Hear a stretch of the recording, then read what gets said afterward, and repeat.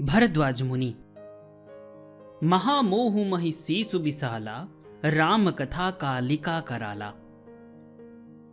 भगवान के मंगलमय चरितों को सुनने से त्रैताप संतप्त प्राणी को शांति प्राप्त होती है। माया के काम, क्रोध, लोभ, मोह आदि विकार दूर होते हैं। हृदय निर्मल होता है। इसलिए संत सत्पुरुष सदा भगवत कथा कहने सुनने में ही लगे रहते हैं। श्री हरि के नित्य दिव्य गुणों में जिनका हृदय लग गया, उनको फिर संसार के सभी विषय फीके लगते हैं। उन्हें वैराग्य करना या जागना नहीं पड़ता। अपने आप उनका चित्त सभी लौकिक भोगों से विरक्त हो जाता है। आनंद कंद प्रभु के चरित भी आनंद रूप ही है। उनकी सुधा मधुरिमा का स्वाद एक बार मन को लगाना चाहिए, फिर तो वह अन्यत्र कहीं जाना ही नहीं चाहेगा। देवगुरु बृहस्पति जी के भाई उत्तथ्य के पुत्र भरद्वाज जी श्री राम कथा श्रवण के अनन्य रसिक थे। ये ब्रह्मनिष्ठ, श्रोत्रिय, तपस्वी और भगवान के परम भक्त थे। तीर्थराज प्रयाग में गंगा यमुना के संगम से थोड़ी ही दूर पर भरद्वाज जी का आश्रम था।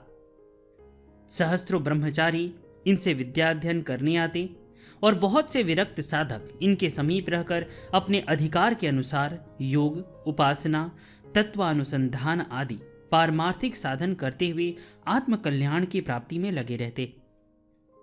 भरद्वाज जी की 2 पुत्रियां थीं, जिनमें एक महर्षि याज्ञवल्क्य जी को विवाही थी और दूसरी विश्रवा मुनि की पत्नी हुई, जिसके पुत्र लोकपाल कुबेर जी हुए। भगवान श्री राम में भरद्वाज जी का अनन्य अनुराग था। जब श्री राम वन जाने लगे, तब मुनि के आश्रम में प्रयागराज में उन्होंने एक रात्रि निवास किया। मुनि ने भगवान से उस समय अपने हृदय की निश्चित धारणा बताई थी। जब श्री भरतलाल जी प्रभु को लौटाने के उद्देश्य से चित्रकूट जा रहे थे, तब वे भी एक रात्रि मुनि के आश्रम में रहे थे। अपने तपोबल से, सिद्धियों के प्रभाव से मुनि ने अयोध्या के पूरे समाज का ऐसा अद्भुत आतिथ्य किया कि सब लोग चकित रह गए। जो भगवान के सच्चे भक्त हैं, उन्हें भगवान के भक्त भगवान से भी अधिक प्रिय लगते हैं। किसी भगवत भक्त का मिलन उन्हें प्रभु के मिलने से भी अधिक सुखदायी होता है। भरद्वाज जी को भरत जी से मिलकर ऐसा ही असीम आनंद हुआ। जब श्री रघुनाथ जी लंका विजय करके लौटे, तब भी वे पुष्पक विमान से उतरकर प्रयाग में भरद्वाज जी के पास गए। श्री राम के साकेत पधारने पर भरद्वाज जी उनके भुवन सुंदर रूप के ध्यान तथा उनके गुणों के चिंतन में ही लगे रहते थे। माघ महीने में प्रतिवर्ष ही प्रयागराज में ऋषि मुनिगण मकर स्नान के लिए एकत्र होते थे। एक बार जब माघ भर रहकर सब मुनिगण जाने लगे, तब बड़ी श्रद्धा से प्रार्थना करके भरद्वाज ने महर्षि याज्ञवल्क्य को रोक लिया और उनसे श्री राम कथा सुनाने की प्रार्थना की। याज्ञवल्क्य जी ने प्रसन्न होकर श्री रामचरित का वर्णन किया। इस प्रकार भरद्वाज जी की कृपा से लोक में श्री रामचरित का मंगल प्रवाह प्रवाहित हुआ। चरक संहिता के अनुसार भरद्वाज ने इंद्र से आयुर्वेद का ज्ञान पाया। त्रक तंत्र के अनुसार वे ब्रह्मा, बृहस्पति एवं इंद्र के बाद वे चौथे व्याकरण प्रवक्ता थे। उन्होंने व्याकरण का ज्ञान इंद्र से प्राप्त किया था, तो महर्षि भृगु ने उन्हें धर्मशास्त्र का उपदेश दिया। तमसा तट पर क्रौंच वध के समय भरद्वाज महर्षि वाल्मीकि जी के साथ थे। वाल्मीकि रामायण के अनुसार भरद्वाज महर्षि वाल्मीकि जी के शिष्य थे। महर्षि भरद्वाज व्याकरण, आयुर्वेद, संगीत, धनुर्वेद, राजनीति शास्त्र, यंत्र सर्वस्व, अर्थशास्त्र, पुराण, शिक्षा आदि पर अनेक ग्रंथों के रचयिता हैं। पर आज यंत्र सर्वस्व तथा शिक्षा ही उपलब्ध है।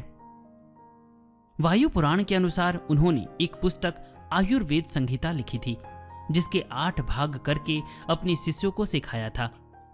चरक संहिता के अनुसार उन्होंने आत्रेय पुनर्वसु को काय चिकित्सा का ज्ञान प्रदान किया था। ऋषि भारद्वाज को प्रयाग का प्रथम वासी माना जाता है, अर्थात ऋषि भारद्वाज ने ही प्रयाग को बसाया था। प्रयाग में ही उन्होंने धरती के सबसे बड़े गुरुकुल यानी विश्वविद्यालय की स्थापना की थी और हजारों वर्षों तक विद्या दान करते रहे। वे शिक्षा शास्त्री, राजतंत्र मर्मज्ञ, अर्थशास्त्री, शास्त्र विद्या विशारद, आयुर्वेद विशारद, विधिवेता, अभियांत्रिकी विशेषज्ञ, विज्ञानवेता और मंत्र दृष्टा थे। ऋग्वेद के छठे मंडल के दृष्टा ऋषि भारद्वाज ही हैं।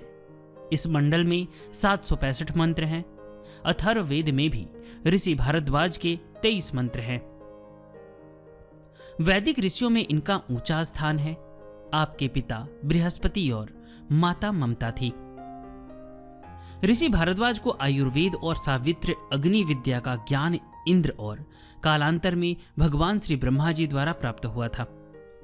अग्नि के सामर्थ्य को आत्मसात कर ऋषि ने अमृत तत्व प्राप्त किया था और स्वर्ग लोक जाकर आदित्य से सायुज्य प्राप्त किया था। संभवतः इसी कारण ऋषि भारद्वाज सर्वाधिक आयु प्राप्त करने वाले ऋषियों में से एक थे। चरक ऋषि ने उन्हें अपरिमित आयु वाला बताया है। ऋषि भारद्वाज ने प्रयाग के अधिष्ठाता भगवान श्री माधव, जो साक्षात श्री हरि हैं, की पावन परिक्रमा की स्थापना भगवान श्री शिव जी के आशीर्वाद से की थी। ऐसा माना जाता है कि भगवान श्री द्वादश माधव परिक्रमा संसार की पहली परिक्रमा है। ऋषि भारद्वाज ने इस परिक्रमा की 3 स्थापनाएं दी है। पहला, जन्मों के संचित पाप का क्षय होगा, जिससे पुण्य का उदय होगा। दूसरा, सभी मनोरथ की पूर्ति होगी। और तीसरा, प्रयाग में किया गया कोई भी अनुष्ठान या कर्म कांड, जैसे अस्थि विसर्जन, तर्पण, पिंडदान, कोई संस्कार जैसे मुंडन, यज्ञोपवीत आदि, पूजा पाठ, तीर्थाटन, तीर्थ प्रवास, कल्पवास आदि पूर्ण और फलित नहीं होंगे जब तक स्थान देवता अर्थात भगवान श्री द्वादश माधव की परिक्रमा न की जाए। आयुर्वेद संहिता, भारद्वाज स्मृति, भारद्वाज संहिता, राजशास्त्र, यंत्र सर्वस्व जिसमें विमान शास्त्र भी आता है आदि ऋषि भारद्वाज के ही रचित प्रमुख ग्रंथ हैं।